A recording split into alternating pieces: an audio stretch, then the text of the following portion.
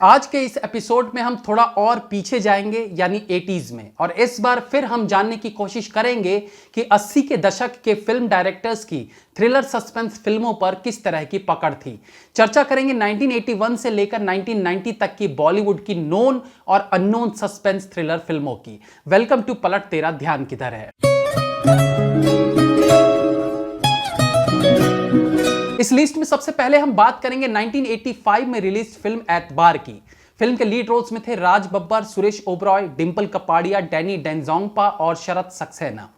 Film का plot बहुत interesting है। कहानी नेहा खन्ना यानी डिंपल कपाड़िया की है, जिसे सागर यानी सुरेश ओबरॉय से प्यार है, लेकिन सागर अभी शादी के लिए तैयार नहीं था। नेहा के पिता ने उसके लिए एक लड़का देखा, जयदीप यानी राज बब्बर, और सागर की तरफ से रिस्पांस ना मिलने पर नेहा जयदीप से शादी कर लेती है। नेहा, मैं अभी शादी कैसे कर सकता हूँ? कितनी मंजिलें तय करनी है मुझे? शादी के बाद जयदीप का असली चेहरा सामने आता है। उसे ना तो अपनी बीवी में इंटरेस्ट था और ना ही बिजनेस संभालने में। रात दिन वो नशे में रहता था, जिसके कारण उसकी बीवी का झुकाव वापस अपने पुराने प्यार की तरफ होने लगता है, यानी सागर की तरफ, जो कि अब एक सफल सिंगर बन चुका है। कुछ ही दिन बाद अचानक से नेहा को अपने पति जयदीप में काफी पॉजिटिव बदलाव देखने लगते हैं। लगता है मानो वो पूरी तरह से सुधर गया हो, लेकिन क्या वो सही में सुधर गया था या नेहा को परेशान करने की या उसे किसी साजिश में फंसाने की जयदीप की ये कोई नई चाल थी। फिल्म में आगे एक मर्डर होता है, जिससे फिल्म के सारे कैरेक्टर्स कनेक्टेड होते हैं। अब इंस्पेक्टर बरुआ यानी डैनी डेंजोंगपा कैसे इस केस को सॉल्व करते हैं, ये देखना इंटरेस्टिंग रहता है। फिल्म का डायरेक्शन किया है मुकुल आनंद ने। फिल्म में कुछ बहुत अच्छे ट्विस्ट एंड टर्न्स देखने को मिलते हैं, जिसके कारण फिल्म कहीं भी आपको बोर नहीं करेगी। जैसे कि मैंने पहले भी कहा था कि एक मर्डर मिस्ट्री फिल्म में रात और बारिश का कॉम्बिनेशन फिल्म को एक अच्छा सा लुक देता है, तो ये कॉम्बिनेशन यहां इस फिल्म में भी देखने को मिलता है। यह फिल्म एक्चुअली 1954 में released Hollywood film Dial M for Murder film की रीमेक है, जिसका डायरेक्शन किया था अल्फ्रेड हिचकॉक ने। 1985 में इसका तमिल में भी रीमेक हुआ था सावी नाम से, और 1989 में मलयालम में बनी थी न्यू ईयर के नाम से। फिल्म में बप्पी लहरी का म्यूजिक था और भूपेंद्र और आशा भोसले की आवाज में यह सुरीला गाना आज भी याद किया जाता है, किसी नजर को तेरा इंतजार आज भी है। फिल्म में डैनी ने पुलिस वाले का किरदार बेहतरीन निभाया है। ये रही आपकी चाबी। इसके बाद हम बात करेंगे 1981 में रिलीज्ड फिल्म होटल के, जिसका डायरेक्शन किया था रामसे ब्रदर्स ने, यानी तुलसी रामसे और श्याम रामसे ने। रामसे ब्रदर्स से तो आप लोग वाकिफ होंगे ही, जो 80s में हॉरर फिल्में बनाने के लिए जाने जाते थे। होटल फिल्म में भी हॉरर के साथ साथ सस्पेंस मिस्ट्री देखने को मिलती है। फिल्म के लीड रोल्स में है नवीन निश्चल, राकेश रोशन और बिंदिया गोस्वामी। फिल्म की कहानी है सूरज की, जो अपनी प्रेमिका से अलग हो चुका है। वो एक बड़ा इंडस्ट्रियलिस्ट है जो उसी जगह पर एक शानदार होटल बनाना चाहता है जहां वो अपनी प्रेमिका से पहली बार मिला था। उसके एम्प्लॉयज उस जगह पर जमीन खरीदने के लिए जाते हैं तो पता चलता है वो एक पुश्तैनी कब्रिस्तान है, लेकिन जमीन की डील हो जाती है और वहां होटल तैयार हो जाता है। आपका ये होटल एक पुराने कब्रिस्तान को तोड़कर बनाया गया है। सूरज दूसरे शहर में अपना कारोबार देख रहा होता है, तो वो अपने दोस्त विजय को होटल देखने के लिए भेजता है, लेकिन क्योंकि विजय भी बिजी था तो वो अपने भाई को भेज देता है कि देख कर आए कि होटल कैसा बना है। कुछ दिन बाद जब सूरज और विजय होटल पर पहुंचते हैं तो शानदार होटल को देखकर खुश हो जाते हैं, लेकिन उन्हें पता चलता है कि विजय का भाई संजय गायब है। उसकी तलाश शुरू की जाती है और फिर धीरे धीरे जो भी लोग उस होटल के बनाने में इन्वॉल्व थे उन सब की मौत होनी शुरू हो जाती है।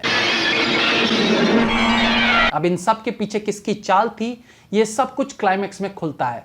फिल्म का स्क्रीन प्ले अच्छा है, क्योंकि एक के बाद एक मर्डर होते हैं तो फिल्म में ट्विस्ट भी बना रहता है। एक्टर्स का काम भी ठीक ठाक है। फिल्म का एक गाना प्यार करते हैं हम तुमसे काफी पॉपुलर हुआ था, जिसे गाया था मनहर उदास और आशा भोसले ने। फिल्म का म्यूजिक दिया था उषा खन्ना ने। जिसने तेरी जिंदगी ली है मैं जिंदा नहीं छोड़ूंगा उसे। इस लिस्ट में आगे हम बात करेंगे 1989 में रिलीज्ड थ्रिलर मिस्ट्री फिल्म खोज की, जिसके लीड रोल्स में थे ऋषि कपूर, किमी काटकर, नसीरुद्दीन शाह और डैनी डेंजोंगपा। फिल्म का डायरेक्शन किया था केशु रामसे ने। फिल्म की कहानी है ऋषि कपूर यानी रवि कपूर की, जो अपनी पत्नी और बेटी के साथ काठमांडू में छुट्टियां मनाने गए होते हैं। दिल्ली में उनकी एक मीटिंग होती है जिसे खत्म करके वो वापस काठमांडू पहुंचते हैं तो उनकी बीवी मिसिंग होती है। मेरी बीवी सुबह से लापता है। वो काफी देर उसे इधर उधर ढूंढता है, लेकिन जब उसे उसका कोई पता नहीं चलता तो फाइनली वो पुलिस में रिपोर्ट करने के लिए निकल पड़ता है। पुलिस इंस्पेक्टर बलबीर सिंह उसकी पूरी मदद करते हैं। धीरे धीरे फिल्म में रवि के साथ कई इस तरह की घटनाएं होनी शुरू हो जाती हैं जिस पर कोई दूसरा विश्वास करता ही नहीं। अगर आपको मेरा यकीन ना हो तो आप इसे लेबोरेटरी में चेक करा लीजिए। इवन एक हद तक पुलिस इंस्पेक्टर बलबीर उस पर भरोसा करते हैं, लेकिन फिर वो भी उसका साथ छोड़ देते हैं। डैनी डेंजोंगपा कई तरीकों से उसे परेशान करता है और अपनी सच्चाई साबित करने के लिए रवि कपूर को बहुत से पापड़ बेलने पड़ते हैं। फाइनली फिल्म का क्लाइमेक्स एकदम अनएक्सपेक्टेड था। फिल्म का स्क्रीन प्ले अच्छा है, एंगेजिंग है और फिल्म में बार बार आने वाले ट्विस्ट एंड टर्न्स आपको फिल्म से बांधे रखने में पूरी तरह से कामयाब रहते हैं। ऑब्वियसली 80s की फिल्म है तो आज के दौर के हिसाब से तो आप इसमें अनेकों गलतियां निकाल सकते हैं, लेकिन एंटरटेनमेंट के पर्पज से देखेंगे तो फिल्म में बहुत अच्छा सस्पेंस और थ्रिल देखने को मिलेगा। यह फिल्म भी 1957 में released Hollywood film Chase a Crooked Shadow पर बेस्ड थी। इसके अलावा 1976 की एक TV movie My Wife Is Missing से भी प्रेरित है। ऋषि कपूर के अलावा नसीरुद्दीन शाह एंड अगेन डैनी का रोल इंप्रेस करता है। इनके अलावा किमी काटकर ग्रे शेड की भूमिका में नजर आती है, जिन्होंने अपने पार्ट को बहुत अच्छा निभाया है। फिल्म में बप्पी लहरी का म्यूजिक है, लेकिन याद रखे जाने वाला ऐसा कोई भी गाना फिल्म में नहीं है। मुझे अपनी बीवी माली सिंह का इसके आंसू में मत जाइए इंस्पेक्टर। 1988 में रिलीज्ड फिल्म मुमकिन भी इस लिस्ट में शामिल होती है, जिसके लीड रोल्स में थे राज बब्बर, विनोद मेहरा, जीनत अमान, संजीव कुमार, श्रीराम लागू और ओम शिवपुरी। फिल्म की कहानी शुरू होती है कनाडा के one of the richest man Ashok Saxena की शादी से। 55 साल के अशोक सक्सेना एक 25 साल की लड़की से शादी करके सबको चौंका देते हैं, लेकिन शादी की रात ही वो टेरेस से कूदकर अपनी जान दे देते हैं।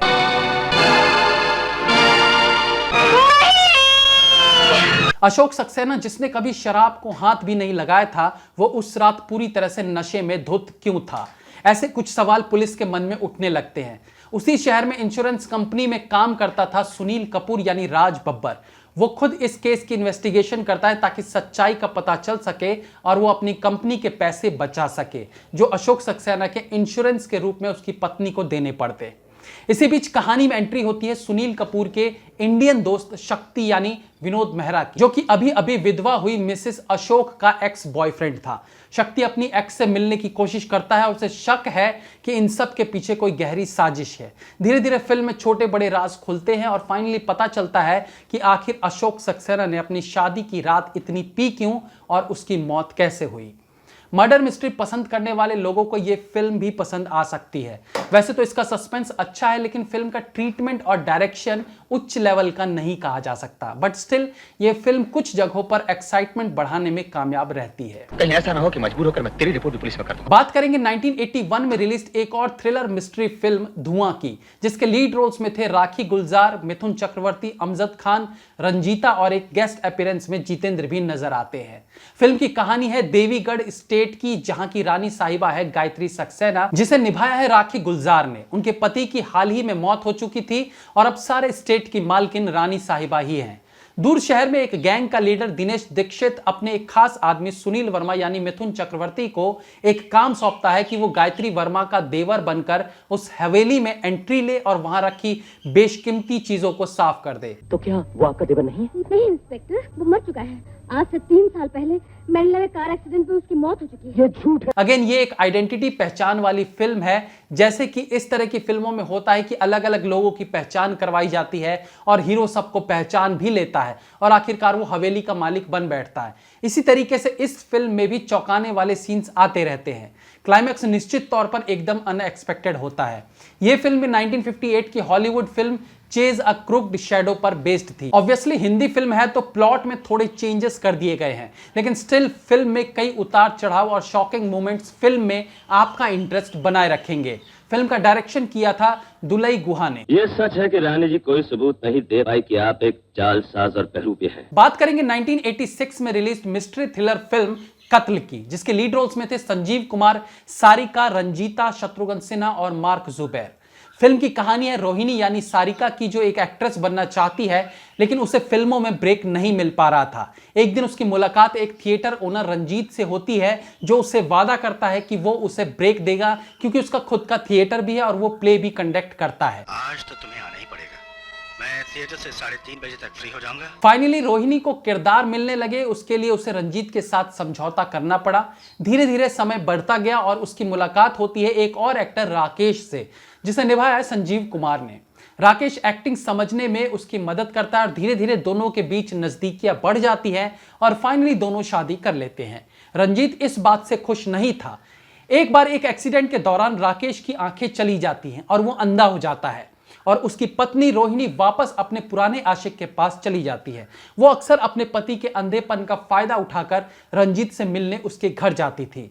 फिल्म में फिर एक बड़ा ट्विस्ट तब आता है जब एक मिस्टीरियस तरीके से रोहिणी का ही कत्ल हो जाता है। अब इस कत्ल की गुत्थी को सुलझाने के लिए फिल्म में एंट्री होती है इंस्पेक्टर शत्रु यानी शत्रुघ्न सिन्हा की। एक बात बताओ। Yes sir. तुम इतने सुस्त क्यों हो? अब ये कत्ल किसने किया, क्यों किया, इस पर आप सब दिमाग लगा ही चुके होंगे। हालांकि क्लाइमेक्स हमारी सोच से थोड़ा और बेहतर निकलता है। फिल्म में सभी कलाकारों की अच्छी एक्टिंग देखी जा सकती है। भले इसे एक परफेक्ट मर्डर मिस्ट्री ना कहें, लेकिन एक बेहतरीन मर्डर मिस्ट्री जरूर कह सकते हैं। मैं सोच रहा हूँ आज इस कहानी को खत्म कर ही डालूं। आगे बात करेंगे 1989 में रिलीज्ड फिल्म गवाही की, जिसका डायरेक्शन किया था अनंत बलानी ने। एक मिस्ट्री सस्पेंस फिल्म वो भी होती है जिसमें आधे से ज्यादा फिल्म में कोर्ट रूम ड्रामा देखने को मिलता है। मेरा साया और अक्षय कुमार की रुस्तम जैसी फिल्में इसके अच्छे एग्जाम्पल्स हैं। गवाही फिल्म में भी मर्डर मिस्ट्री के साथ साथ कोर्ट रूम ड्रामा देखने को मिलता है। फिल्म के लीड रोल्स में थे शेखर कपूर, जीनत अमान, विक्रम गोखले और आशुतोष गवारीकर। फिल्म की कहानी एक अमीर बिजनेसमैन रंजीत चौधरी की है, जिससे जानवी कौल यानी जीनत अमान को प्यार हो जाता है। दोनों एक दूसरे से प्यार करते हैं, लेकिन इसके बावजूद रंजीत शशि चौधरी नाम की अमीर लड़की से शादी कर लेता है। हालांकि रंजीत एक अच्छा पति भी साबित नहीं होता और शादी के बाद भी उसका अपनी गर्लफ्रेंड के साथ अफेयर कंटिन्यू रहता है। रंजीत ने अपनी गर्लफ्रेंड जानवी को एक फ्लैट भी दिया हुआ था। एक रात रंजीत जानवी के फ्लैट पर जाता है, जहां टेरेस से गिरकर उसकी मौत हो जाती है। मामला कोर्ट रूम तक पहुंचता है और फिर शुरू होता है एक रोमांचक court room drama. Ranjit Chaudhary की खातिर मैं खून भी कर सकती थी। फिल्म में लॉयर की भूमिका निभाते हैं विक्रम गोखले और तनुजा। गवाहों से पूछताछ का सिलसिला चलता है, जिसमें कई सारे शॉकिंग मोमेंट्स भी आते हैं। फाइनली क्लाइमेक्स में असली कातिल पकड़ा जाता है। फिल्म का स्क्रीन प्ले बहुत इफेक्टिव है, थोड़ा सा प्रेडिक्टेबल रहता है, कुछ हद तक आइडिया रहता है कि फिल्म में आगे क्या हो सकता है। लास्ट में 2 शॉकिंग मोमेंट्स जरूर आते हैं जो अनप्रेडिक्टेबल थे। फिल्म में जीनत अमान, विक्रम गोखले और तनुजा का अच्छा काम देखा जा सकता है। शेखर कपूर का ज्यादा बड़ा रोल नहीं है, कई जगह वो क्लियर भी नहीं दिखाई पड़ते हैं। आशुतोष गवारीकर थोड़ा सा ओवर एक्टिंग के शिकार जरूर दिखते हैं, लेकिन उन्हें इतनी पुरानी फिल्म में और वो भी एज एन एक्टर देखना अच्छा लगता है। कोर्टरूम ड्रामा फिल्म आप पसंद करते हैं तो ये फिल्म आपको निराश नहीं करेगी और ये एक अंडररेटेड फिल्म भी है जिसके बारे में बहुत कम लोग जानते हैं। से प्यार करता था और वो रंजीत चौधरी को। 1987 में रिलीज्ड फिल्म इनाम 10,000 को एक सस्पेंस फिल्म जरूर कह सकते हैं। अगेन इस फिल्म में भी आइडेंटिटी साबित करने की लड़ाई है और इसी आइडेंटिटी के कंफ्यूजन में कई जगह अच्छे सस्पेंस मोमेंट्स देखने को मिलते हैं। फिल्म के लीड रोल्स में है संजय दत्त, मीनाक्षी शेषाद्री, अमरीश पुरी और गुलशन ग्रोवर। फिल्म की कहानी है कमल यानी संजय दत्त की, जो एक टेबल फैन कंपनी में सेल्समैन के तौर पर काम करता है। एक फंक्शन के दौरान उसकी मुलाकात होती है चंद्रपुर के नवाब से। अपना नाम कमल बताने पर वहां आसपास खड़े गैंग के लोगों के कान खड़े हो जाते हैं और उन्हें यकीन होता है कि यह कमल एक सीआईडी ऑफिसर है, क्योंकि उनके पास नाम को लेकर पहले से जानकारी थी। अक्सर को कमल मल्होत्रा कहते हैं। एक्चुअली वहां पर कुछ हीरो की डील भी होने वाली थी। कुछ देर बाद वहां भगदड़ मच जाती है और पुलिस कमल को गिरफ्तार कर लेती है। वो पुलिस को बताता है कि रात जो भी इलीगल काम हुआ है उसमें उसका कोई हाथ नहीं है, वो तो एक सेल्समैन है। वहां से छूटकर वो निकलता है, लेकिन क्रिमिनल्स के बीच ये पक्का हो गया था कि ये कमल वही सीआईडी ऑफिसर है जिसे उनके पीछे लगाया गया है। वो हर वक्त उसकी जान के पीछे पड़े रहते हैं। किसी तरह से वो जान बचाता फिरता है और उसकी मुलाकात होती है मीनाक्षी से। इसके बाद कहानी आगे बढ़ती है और कई सारी घटनाओं के बाद बहुत से खुलासे होते हैं। ये फिल्म एंटरटेनिंग है बट कोर मर्डर मिस्ट्री नहीं कही जा सकती। फिल्म का स्क्रीन प्ले ठीक है और संजय दत्त और मीनाक्षी की एक्टिंग भी एवरेज ही देखने को मिली है, लेकिन still film can entertain you. Last में हम बात करेंगे इस लिस्ट की सबसे बेहतरीन फिल्म खामोश की, जो कि रिलीज हुई थी 1986 में। फिल्म का डायरेक्शन किया था विधु विनोद चोपड़ा ने। यह उनकी पहली फिल्म थी। फिल्म के लीड रोल्स में थे अमोल पालेकर, शबाना आजमी, सोनी राजदान, नसीरुद्दीन शाह, पंकज कपूर, वीरेंद्र सक्सेना, सुधीर मिश्रा, सुषमा सेठ और Ajit Vachani. Talented star cast से भरी ये फिल्म सीन दर सीन वाले ट्विस्ट एंड टर्न से भरपूर है, जो आपको पूरी फिल्म के दौरान बांधे रखेगी। फिल्म की कहानी शुरू होती है पहलगाम में, जहां मुंबई से एक शूटिंग यूनिट फिल्म शूट करने के लिए आई हुई होती है। अजीत वच्छानी इस फिल्म के अंदर वाली फिल्म के प्रोड्यूसर होते हैं और सोनी राजदान एक एक्ट्रेस है जो फिल्मों में अपनी जगह बनाने के लिए स्ट्रगल कर रही है। इस फिल्म में उन्हें एक छोटा सा रोल मिला है, लेकिन शूटिंग के दौरान ही उनका कत्ल हो जाता है। सारी यूनिट को रोक लिया जाता है और एक एक करके सबसे पूछताछ शुरू हो जाती है। नसीरुद्दीन शाह अपनी झूठी आइडेंटिटी से इस केस की छानबीन शुरू कर देता है, क्योंकि मरने वाली लड़की उसकी बहन थी। एक के बाद एक हर एक कलाकार और यूनिट मेंबर पर शक की सुई घूमने लगती है।